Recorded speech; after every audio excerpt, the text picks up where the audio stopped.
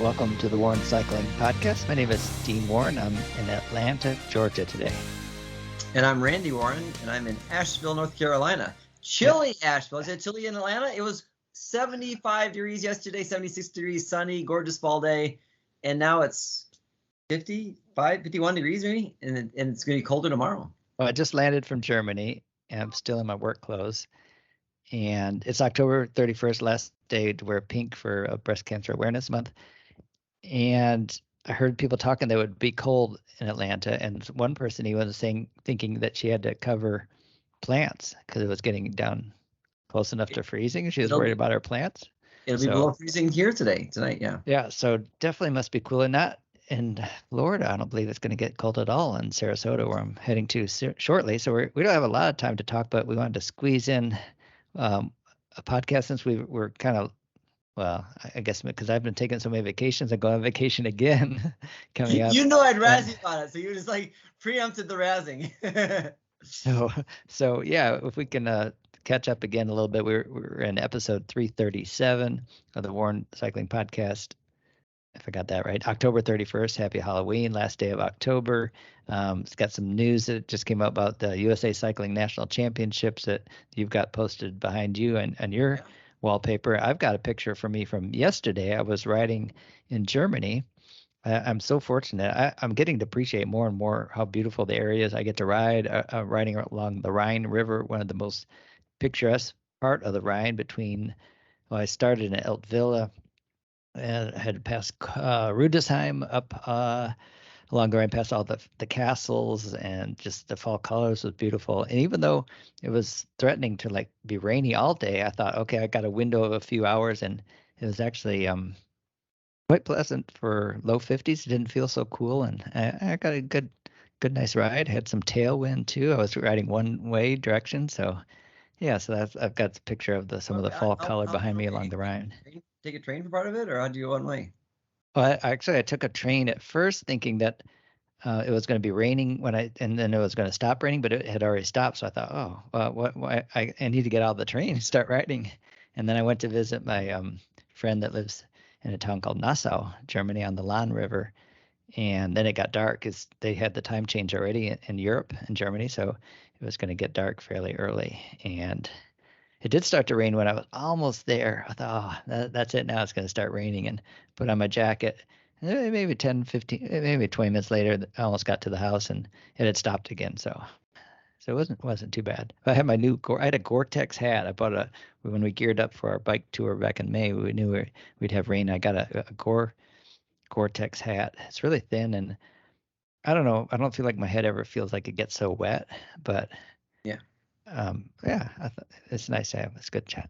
So it is time we talk about that kind of stuff, though, changing into those clothing and stuff things too, because I rode with knee warmers on for the first time in months and months and months just the other day. And today, right as soon as we get done with this ride, I'm going to jump on the bike just for a short little spin, and I'll have to put at least knee warmers on. I don't think anything more than that. And then tomorrow, though, probably more than that. Yeah, but I also leg warmers. You had leg warmers that I got. Yeah, I got for my birthday, which was in June, which I'm not going to need leg warmers then, but I knew from the cycling touring in May when it was chilly enough to wear them in Austria that these are getting pretty worn out. I should get new ones. So I got some for my birthday, put it away, but now I've pulled them out, and so I'll start wearing those. But you're going to go out, and it might get dark, so we're starting about thinking about good lighting. And you said you just pulled out a new light that you... Yeah, so my go-to light is a Lysine that's on my wife Carrie's bike right now, and it's about this long, and it's 450, 500 lumens, very powerful. It's an excellent Lysine light, and I'm sure that's probably about the most that you need, really. 450, 500. That seems to be plenty of light, right? Right. I mean, if you put out, there's some that go like 1800, 800 or what? Yeah. They're crazy. Yeah, what would be the minimum you would feel comfortable with riding in the dark? Well, even 200 watts. Literally, I ride with like 25 lumen little button lights sometimes. Yeah, but I mean, there's a difference. You wear lights sometimes so you can be visible, so other people can see you, and then sometimes you need lights because you want to see if there's obstacles in the road or just see where you're going. Right. Well, this one here, this is a Cog, and it's 450, and so it's the kind I wanted to be able to see where I'm going. And I bought it just as a spare because I thought I think normally $70, and it was on sale for 25 or something like that. I thought, oh, I'll get that. Where do we need to put a link in our Oh, description of what website to go to if you want to get that deal? Is it still around? But I mean, look at the size though. You're giving you're paying a small way amount bigger of than I thought it money. was. Yeah, it's like almost double the length I thought it was. But it does have you can use it as a battery pack to charge other devices too. But this is important for me. I need to have this strap because as I pull them off and on bikes all the time, I don't want a clamp on thing.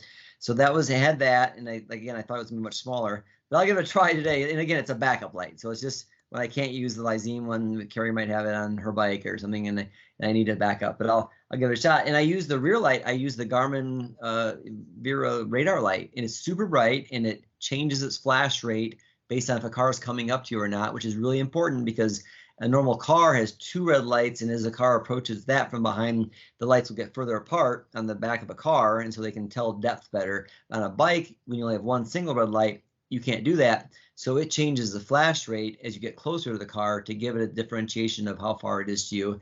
And it's rechargeable, and it helps you. You can see on your Garmin or Wahoo or whatever it is where the cars are coming up behind you. So it's a great light. I strongly encourage people to look at that. But you pay for it, right? There's a cost involved to have that great of a light, right? Yeah, I think it's near $200 maybe. And they actually have one now that has a camera too in it, which is probably even more yet. But it's worth it. I thought when I first got it, because I used to do testing for Garmin, that I would just use it for a couple of weeks, give them my input, and put it in a drawer. But I actually paid for the next generation after that first one wore out after 4 years or so. And everybody who has one that I talk to all rave about it, saying it's the best rear light they've ever had. They don't know how they used to, and I use it all day or night. How they used to ride without having the radar sensitivity, seeing the cars coming up behind them and stuff. So, and has it ever failed you, or is it always detecting the vehicles behind you? Well, yeah, I mean, the new ones, even bikes now. The old one used to have trouble telling bikes when they came up behind you, but this one, the newest ones, they're great. Yeah, I don't know if it ever has missed a car. It tells you if bikes are coming up. It shows you color coded how fast they're coming. So they're coming really fast, it's red, and if they're coming slower, it's like a pink. And just a really good, it's good. And when I was in Italy this spring, I noticed there was a knockoff non-Garmin one they had over there, but I haven't seen that one over here. But just the fact that it's radar, it's a really bright light, it changes the flash rate, it ticks all the boxes. If you're riding, say you're riding in a bike lane, and there's 2 lanes going in your direction, and the car is in the not the lane next to the bike lane, but the one further over, will it detect a car that far away, or only if it's like more closer on the lane behind next to you? I haven't experienced that, but my guess is it'll detect the car because in the past I've had an angle when I'm in stopped and stuff and been off the side of the road, and it still detects cars that are coming up. So not just immediately behind you. It's got a pretty good range on sides too. So yeah, but you need those things too. I mean, this whole rear light, back in the day, we never rode with lights. Only if it was really dark at night, we put lights on and stuff too. But now and the lights weren't that powerful either back then. No, they were all like just battery, but D cell batteries in there. See, I mean, you can tell how old we are. So yeah, the 24-hour ride that we did in Michigan 24-hour challenge, we had headlights that had 2 C cell batteries, right? Or with a D cell? Yeah, C or D. This was back in 1987. It lasts like an hour. So yeah, we're right through the night. Right. Yeah, those are crazy. Yeah, no, and now we have this. Now we think this is a big light. Oh yeah. Back then we thought that was. How many grams do you think it is? Oh, I have no idea. So how many grams are in a pound? 454. No. 454, I think. Okay, it's probably less than a pound. All right. Anyway, so yeah, but yeah, so but you're not riding for lightweight when you're riding in the dark normally, right? Normally not, but it helps. Yeah. But the point is though, in this time of year, you should ride with a rear light, I think, all the time. And even my little button front light, I ride with that most of the time. So if I'm in a situation which I think cars might have a hard time seeing me because it's shadowy or something like that, I'll turn that one on. But having lights on your bike is just important to keep yourself safe. And then if you happen to run into some darkness because, the light time changing and stuff like that. And then, of course, like you said, leg warmers or knee warmers or arm warmers, vests, hats. It's the time of year now that you don't have to stop riding outside. As the Nordics say, the Norwegians say, people from the Nordic countries. No bad weather, just bad gear. Exactly, right? Yeah. It doesn't work with my wife, though. I've tried to explain to her that there was just because she feels like in the cold, all the layers she has to put on, too constricted. She doesn't can't move around so much. So you can't overdo it. I mean, the hardest part for me always was the first. It usually takes 10 to 15 minutes for me to warm up. And if you dress to be warm to start out, 10 or 15 minutes, you're going to be hot and you need to probably take off stuff. So you start out a little cool and just know in your mind that you're going to warm up pretty quickly. Although Carrie says she'd rather be warm because her bike ride to work now is probably barely over 20 minutes. But even when it used to be an hour. So you'd only have 5 minutes of comfort and 15. Yeah, you have to depend on, I guess, how long your ride is. And but even when it was an hour in Chicago, she would take being comfortable in that first 20 minutes and too hot for the last 40 minutes than being cold at any point in the ride. So she'd rather sweat a lot in the last 40 minutes than to be cold in the first 20. So, but usually it's around 18. For me, it's 18 minutes or so of decent pedaling to get warmed up. Running, it used to be like six or 7 minutes. I mean, it used to be, but now it's for me cycling, especially in Chicago where it's dead flat. You get a good gauge that it was about 18 minutes of just steady pedaling. Start going up a hill right away. It's only a few minutes. Yeah, and in Chicago, of course, it was dead flat. So whatever you put on, you'd be good after those 20 minutes or whatever. For the rest of the ride, no matter how long it was, you'd be about the same temperature. Here, because like you said, there's hills that I wear a lot of things that I zip. Yeah, so you start off all zipped up to the neck, and then you climb a hill or mountain, you zip it down, then you start going down, you zip back up, and so or you put a vest in your pocket for when you start the descent. So you have to be a little bit more adjustable here for sure, but worth it for sure. Yeah, when I was riding yesterday, I chose a non-hilly route just because it was so wet and there's a lot of leaves around too. And I wanted to be, I'm going on vacation. I don't want to do anything to jeopardize my because I'm my health or fitness, because we're going to be hiking and I need to be at 100% for that. I couldn't. Yeah, that's a good tip too. So in the wet leaves, watch out for that, especially this time of year. And then painted stripes, of course, you want to watch out for those. Railroad tracks, anything that's metal grating, watch out for those things. And so I say watch out for them. It's okay to ride over them sometimes, avoid them if you can, but if you can't, make sure that you just don't try and turn as you're going over those slippery surfaces. Just ride in a straight line as much as possible. Turn before you hit them and after you hit them, but try and ride straight through things that might be slippery. Right. Same as braking, I think, too, right? Coming in those wet corners with leaves and that. Always braking. Usually you want to brake before the turn. Yeah. But you want to be especially careful about braking on a more slippery surface too when turning. And if you have rim brakes still, they're going to be less effective in the rain. If you have disc brakes, they'll still be almost as effective in the rain. It might be noisier in the rain, but they should work just as well. But rim brakes, especially if you have carbon rims, they're going to be much less stopping power in the rain. So you watch out for that. Right. So yeah, it's never time to stop riding unless maybe 2 feet of snow and you don't have one of those fat tire bikes or something. Yeah. Yeah. And then also too, it is becoming indoor season for a lot of people too. So USA Cycling is teamed up with Echelon Pro Cycling League, which used to be an RGT, but since Wahoo has shut down RGT, now it's on Zwift, and they're running a series of races, and then the national championships, which are going to be January 6th and 7th, and you have to do at least one of the series races before to qualify for the nationals. So you might want to consider getting your setup ready and practicing some on Zwift in order to get ready for those races if you're going to do indoor racing on that, or just indoor riding too. I'm actually using a new platform called Velocity, where you can interact with the other people riding. I think up to like 8 or 10 people. You can interact with them as you're riding as well as the instructor and do a workout together. So I'm going to start classes myself, but there's other places that do those things too, starting at the end of November. So excellent. So in this national championship announcement that USA Cycling made today, did they just announce for the January ones, or was that already for almost the whole season? So I think I mean before, did you know before already January was coming up for? I already knew about the indoor ones, right? Okay, but everything but the indoor ones, right? They just got announced today, and this is we would think normally you would get all these announcements a year in advance of all the events, but usually at the event they announce where the next one will be in the times normally, right? Long time, more or less, maybe years and years and years and years ago, maybe, but lately, unless it's been a multi-year contract, sometimes then they'll announce it. But it's been a problem in recent years announcing the races, sometimes even a couple months in advance, because venue issues are hard. I'm not saying it's not easy. I'm not saying it's not hard. It is hard to get these things lined up, and USA Cycling has had challenges with it recently. So the fact that they're announcing the entire lineup right now, I don't think any of them are to be determined even. I think they have all the dates, which is great because usually they have signed contracts with the local promoters. But they're all up now on the USA Cycling website, all the nationals for next year. And because of the Olympics, maybe they're a little bit different for some things. And then now the Cat 1s don't have an elite national championship anymore. That's up to I think just Cat 2s. Really? Cat 1s have to race in the pro race if they qualify. So they have to either be on a team that is allowed to race in pro nats, which can be an amateur team, it has to be a certain level team, or they can petition as an individual to race at pro nats. But they're not going to have, I think, a separate. They can't race with the Cat 2s in the amateur national championship. And are they running at the same time as the pro ones, though, aren't they? Aren't the pro? They're combining the amateur and the pro together.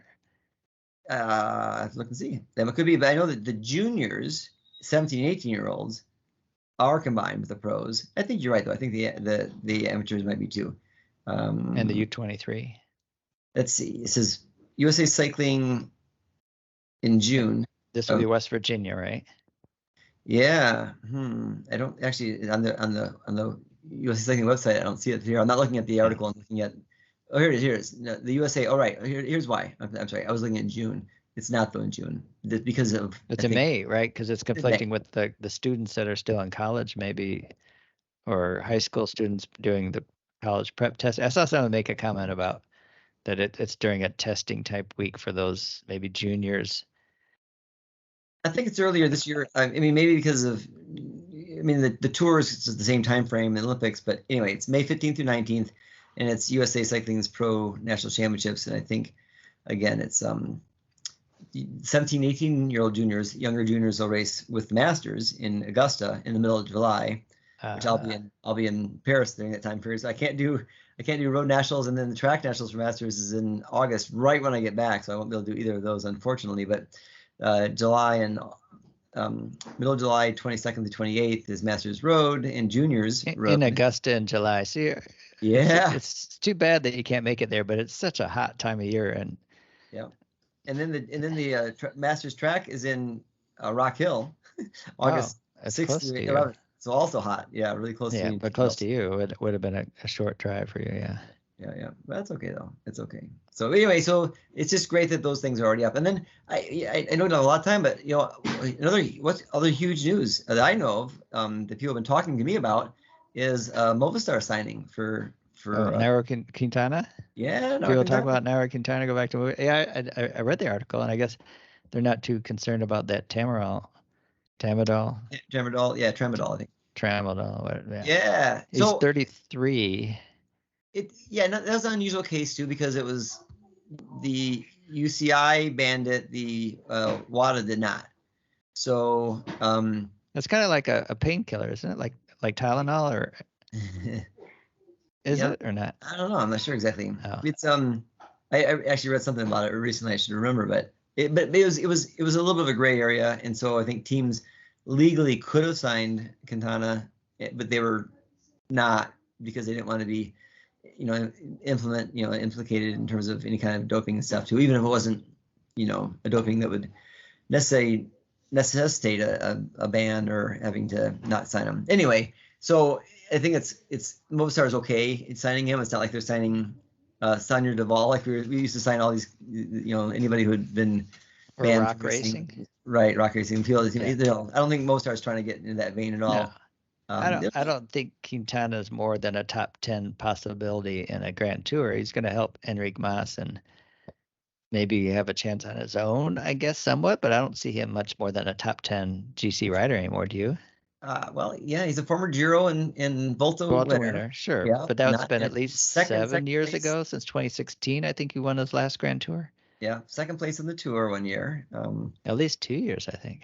Yeah, to Chris Froome. So yes, and he beat Chris Froome then one of those years in the Volta by having a really bold move where his team split the peloton early on. Yeah, so he's an exciting, dynamic racer. Yeah, 33, certainly not past his prime, but he did start racing earlier in his career at a really super high level. So some people say you only have that Grand Tour window is maybe 5 or 6 years. and it starts when you start at that level. So Pogačar, maybe his is not going to be who knows, but anyway, so they think his was Quintana's was earlier maybe. Roglic is later maybe. So I don't know. I think definitely a stage potential winner for any stage of a Grand Tour. Someone that could shake things up. Not a great time trialist, so the Giro might be a problem for him next year. And who knows what they'll target. Maybe they'll target the Volta, which has been friendly to him in the past. But it's exciting to have, I think, more good guys at the top. So that was just I think some big news for sure there too. Well, I just saw Lawson Craddock. I didn't know he was still looking for a contract. He re-signed with Jayco Alula, so he's back with Jayco Alula. And I think we talked about before that where Larry Warbass re-signed with Ajaccio Citroën, which he kept the announcement like quiet for quite a while, but then it wasn't as dramatic, I guess, as I thought it might be that he's re-signed with the same team. So, well, yeah, Lawson Craddock too. I heard that he had re-signed at least a week or two, and then I just see articles about it now. So I'm like, did I get?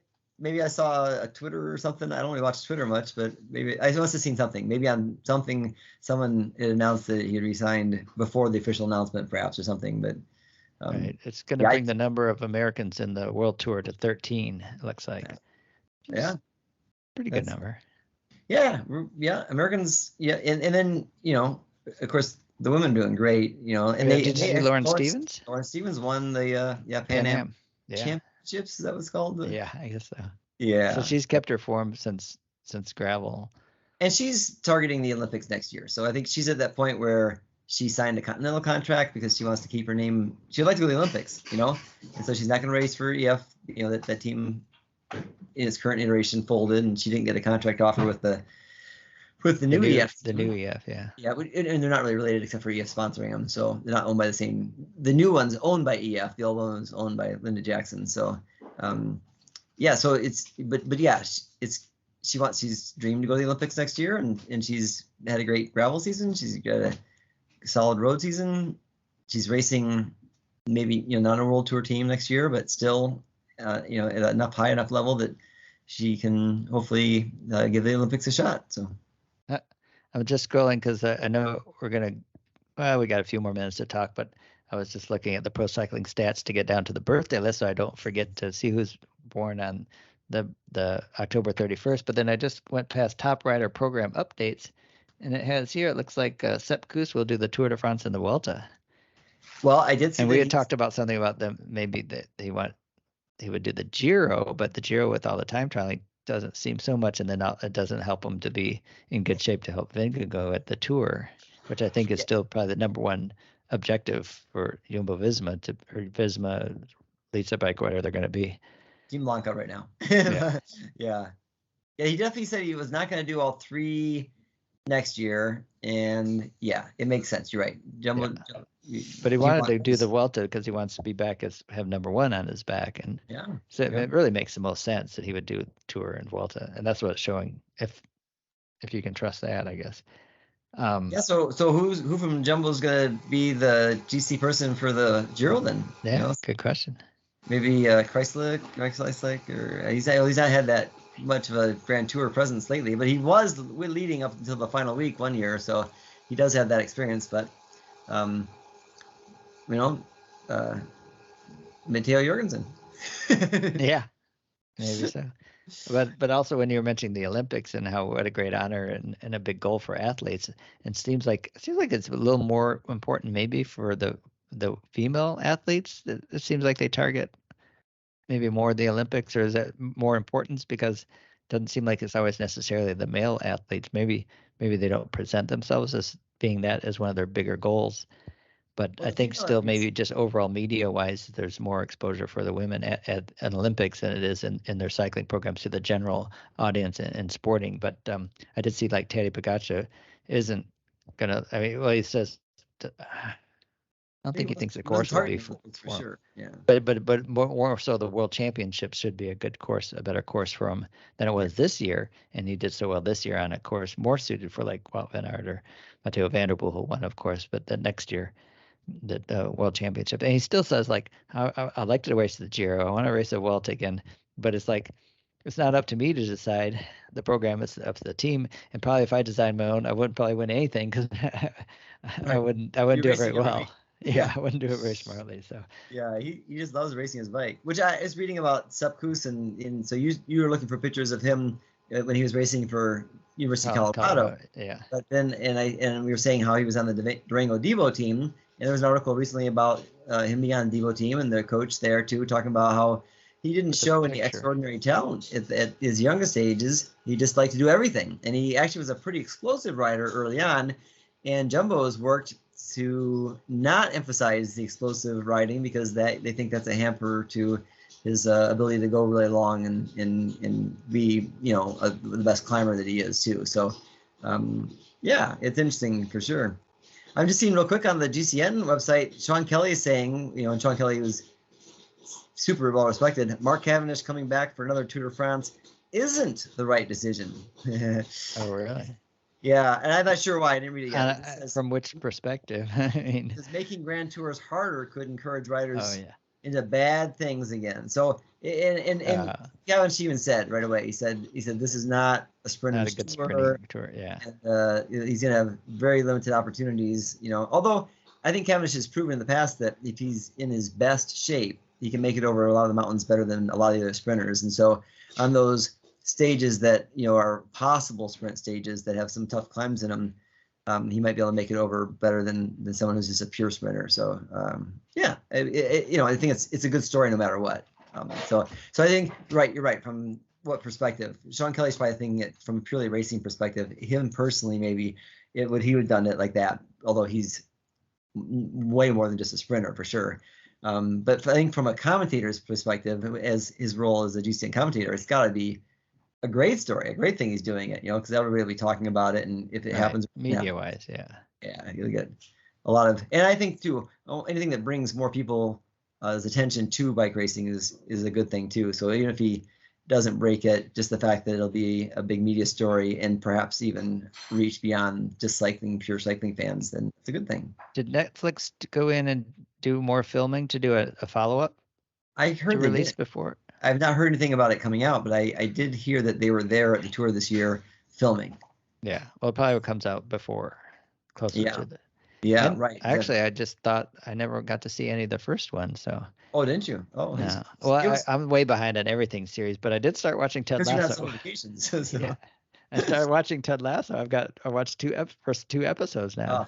Actually, I would have watched one now, except for we're doing the podcast now. I thought I'm thinking about you guys, the listeners, today to get a little bit more of Randy knowledge into your heads for the end of October here at cycling. Because it'll be probably 2 weeks before we get back together again, and we're gonna wrap it up pretty quickly here. Do you have anything else to add news-wise? Lars van der Haar got a World Cup win. Did you see that? Yeah. And Fem van Empel's on a Empel's on a tear on the women's side, but Lars van der Haar has been always a quality racer, but it's good to see him getting another World Tour. And sometimes he'll be in the World Cup win. Yeah. Sometimes he'll be in the leader's jersey for the World Cup at the beginning of the year too. So Isabert and him sometimes have a faster start. And so I think Thibaut Nice was close with Isabert. He was leading the World Cup points wise since he won in Waterloo, but he crashed, right? He crashed, I think. Slipped back to 7th, though. So Lars van der Haar takes over the lead, too. Yeah. With that win. Yeah, So, I mean, I guess in some ways, there hasn't been as much up and coming to the women's side, of course, because Falk and Fenn are both very young. They were like early 20s, right? So there's a lot of young women coming up from that. But men's side, and there's not, of course, Nice, is young, too. He's Thibaut Nice, yeah. But other than him, though, it's not him. Same old guys, right? Yeah, Michael Ventura now. Lars van der Haar, how old is he? Van der Haar's got to be like 34 maybe or something like that. Or I don't know if I can do a quick check on him real quick and see. I was petting Marshall to try and keep him quiet during the podcast, but I'll look and see her. All right. Well, I'm going to start looking at the birthday list so we can wrap this up in just a couple minutes here. Did you pull up the birthdays? I just pulled it up a minute ago. Do you have anything else to add? I mean, we just touched on a few things. We said we start looking into the track racing, but I haven't seen anything about the track racing. So we'll save that for a later podcast, more deeper into the season of the track world champion. What are they called? Their Champions League of track. Champions League. It's UCI Champions League is the made for TV, which is it's a great little series and gives people more exposure. It's not the true traditional track schedule, but it's very flashy and it's good though. People are making money doing it, and it's a spectacle. And so Mallorca, Berlin, someplace else in London. I forget the last two were in London, and there's one in between there, I think. France, I think, a place that you couldn't pronounce a name. Yeah, probably. So yeah. So yeah, lots of places I can't pronounce. So yeah, but it's great though. It's so in some ways it used to be what 6 Day was. 6 Day it still gets a pretty good crowds and stuff showing in Belgium and the Netherlands, but doesn't get a huge TV audience. But so this, track is exciting. It's exciting to watch. They make these, the new Omnium, the International Omnium is all short mass start races again to get more TV audience understanding and excitement, and that's what's in the Olympics now and stuff too. So it's just, again, anything that brings more people to watching cycling, the better. Sure. All right. Well, at the top of the list, controversial. You might have said one time maybe an all great women's rider, but Marianne Vos takes that. She's the best of all time for now, I think. But still, is she still racing anymore? I don't know. She could be. She's 65 today. Jeannie Longo, the French woman who got mixed up with a coach that seemed to. Well, anyway, she won a bunch of women's Tour de France's and everything like a long time ago. She's 65 now. 65. Yeah. So she won the time trial at Masters World Championships last year, and I took a picture with her too. So she's still racing at a super high level. She's always been super strong. I think her just a small woman, just very small, very thin, small. But I think her last World Championship on the pro level or the elite level was in her 50s. So I wouldn't be surprised. Yeah, so amazing racer. Who knows other things too. Sure. So number 2 on the list. So let's go do a little history lesson here. Turning 81 today, Claudio Michelotto. Yeah. Italian racer. What do you? Yeah. Treno Adriatico won the overall there. Milano, Torino, Giro Sardinia. This is Sardinia, and he was the KOM and the stage winner at the Giro d'Italia. Oh wow! All right. Raced early 70s. Wow, it makes me feel old when these 81-year-old race in the early 70s. I think that's not so long ago. Start racing, yeah. So Ivan Sosa is 26. He's there. And then Milan Menton. First 2 active riders. Is this Antonio Cruz? Tony Cruz? Tony Cruz. So Tony Cruz, I have an association with him. He raced for, when I raced for him, it was called Palace Action Sports. And it had another name before that, an amateur team. But Tony raced for the same team. Oh. But he left by the time I got there. But still, it was a team out of Bakersfield, California. I wish I could remember the name of the original team. But he was, he's from the Central. I think he's from the Central Valley of California. Long Beach is his birthplace. He raced for U.S. Postal Service several years in Discovery. Yep. Saturn in 2000, and then he finished with the BMC 2008, 2009. Yeah, he was a great sprinter, and from what I understand, a nice guy. So I don't know him, but we did race for the same team at one time, at different times. So right. Not together. Yeah. But if I remember right, people are saying he was a super nice guy. So excellent. All right, Keenan Duncan, 27 today. Happy birthday, Keenan. Carl Bourdin, 49. Megan Monroe is 43. The Americans celebrating their birthday that's got on the Pro Cycling Stats rider list. Skiles Keith, 49. And I think that's going to do it. I'm going to have to get going here. Did you see Lindsay Goldman? Did you see her? Lindsay Goldman? No. Oh, I saw her too. Okay. All right. She's a little higher up on the list, so you skipped down too fast. Yeah. So you just through it here. You see the women Americans up there because oftentimes there, yeah. Okay. Right. All right. I got to jump on the bike real quick and jump on a plane. All right. I'll get back from my vacation. We'll get back together and see if we can get that interview that we do every year. So. Yeah. Yep. All right. And if not that one, some other ones too. So sure. All right. Thanks, Randy. All right. Thanks, Dean. See ya. Bye. Bye now.